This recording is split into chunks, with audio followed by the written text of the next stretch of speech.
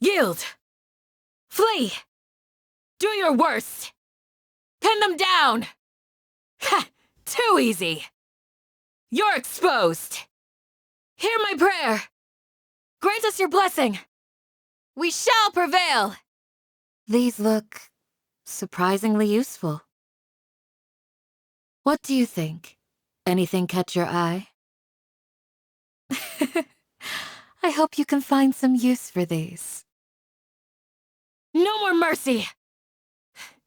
Remorseless. Leave. Now. Please rest. Get behind me. Need to train harder. I have failed. I'm sorry. The shield has broken. It's nothing. Impressive. Just a graze. What's wrong? Are you in danger? Stay close. I promise to keep you safe. Welcome, weary traveler from afar. Nights in the desert are cruel. You should rest here tonight. Sleep soundly, and know that I am watching over you. A shield is not enough to protect the most important things.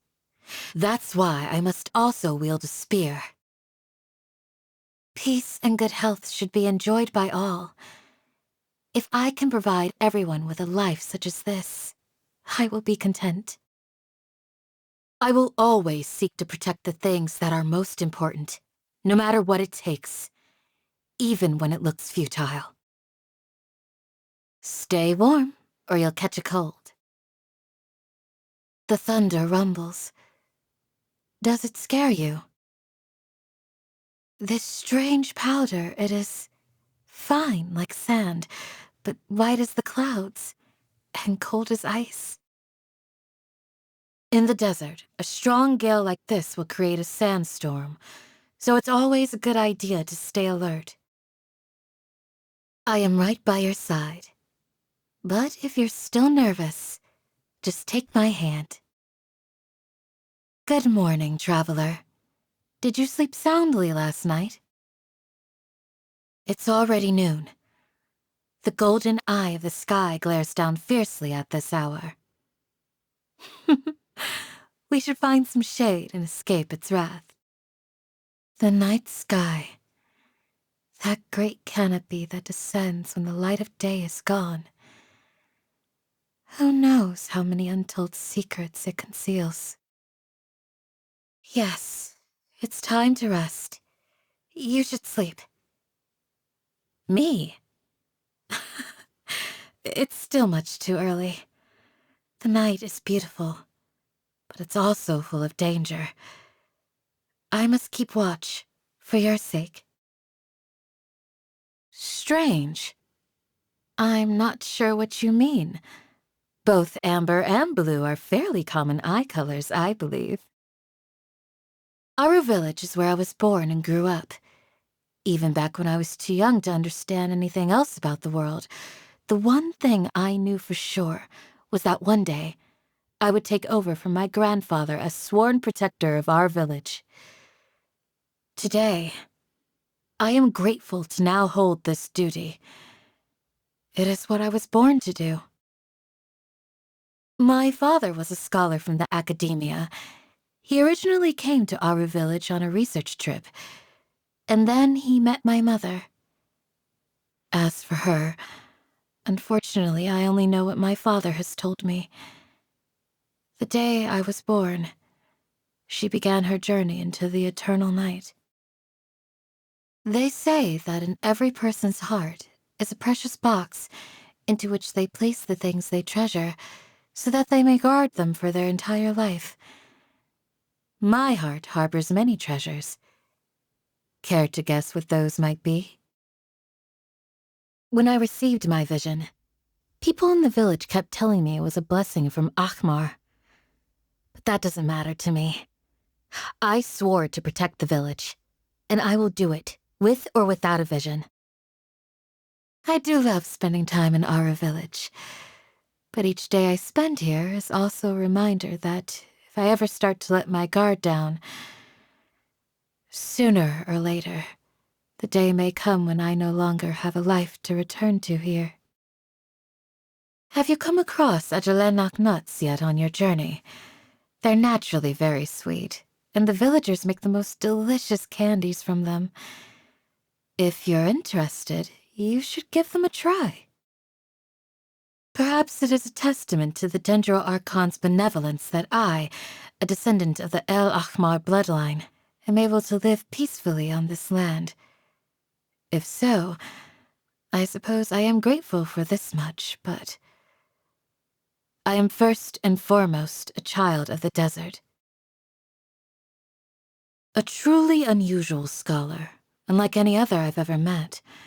He sees and thinks about things in his own unique way. I only hope he never wields his sharp mind against the peace of our village. In the past, it was rare to see the Academia's General Mahamatra on this side of the wall of Samiel, but recently he has been showing up here all the time. I believe that the Eremites have some truly terrifying stories to tell about him. Whenever Dia brings any of her Eremites to stay at our village, she always keeps them on their very best behavior. I have to say, it makes my life a lot easier. Ah, Dia. She might look like trouble at first, but the truth is that she's really quite adorable.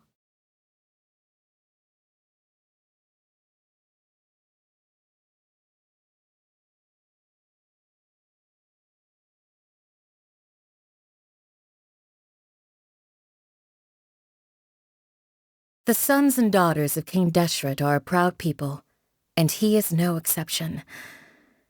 I have heard his tale, of Hermanubis' glory dwelling within a worthy vessel.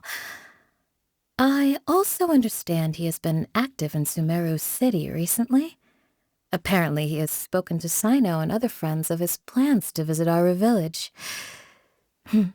I look forward to hosting him. You want to know more about me? I can't promise you a great story, but if you insist...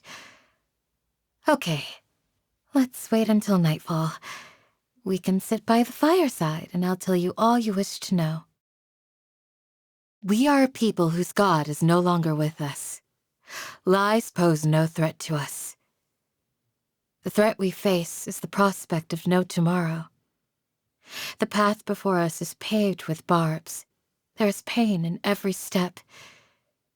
Yes, we tread forward clinging to a lie, but perhaps there is more virtue in this than in selfishly embracing the truth, and death along with it. Even now, there are those who hold on to a belief that King Deshret will be resurrected. But it's not possible. The past is but grains of sand, scattered to the four winds. The best we can do is to let go and leave the wind to carry them to their final resting place. My shield? Well, according to what people outside the village say, it has the blessing of Bennu. With this shield in hand, all the grains of sand are my eyes and ears, and the desert is ready to do my bidding. Their imaginations can get a little carried away sometimes. But anyway, that aside, the main thing for me is it always works like a charm.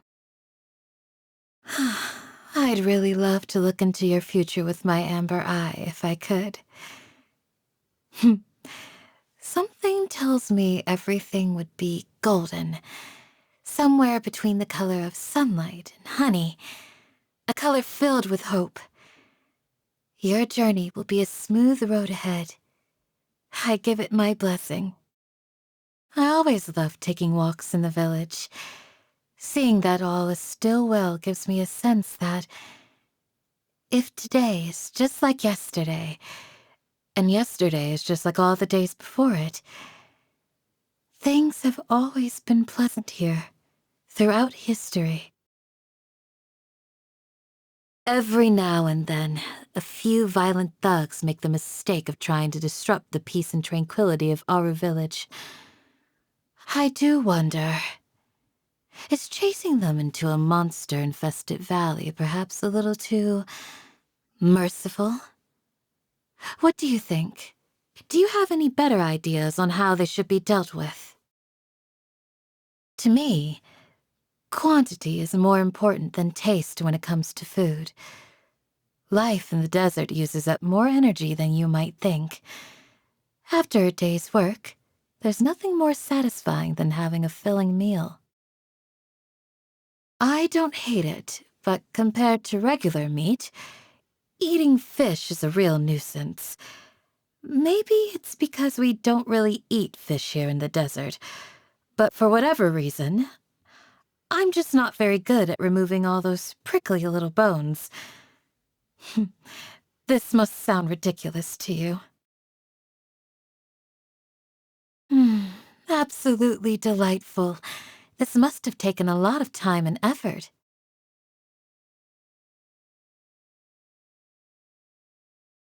For someone who spends so much time on the road, your cooking tastes so homely. Maybe my definition of edible is a little too old-fashioned. Happy birthday! It's amazing to think that you were born on this day, years ago in the past. Do you have a birthday wish? If it involves going somewhere dangerous, let me join you. I'll be your guard. Or, if you're looking to rest and revitalize, come to our village, and I'll serve you the finest meats and drinks we have. I feel a newfound strength within me. May it help me to be a better protector.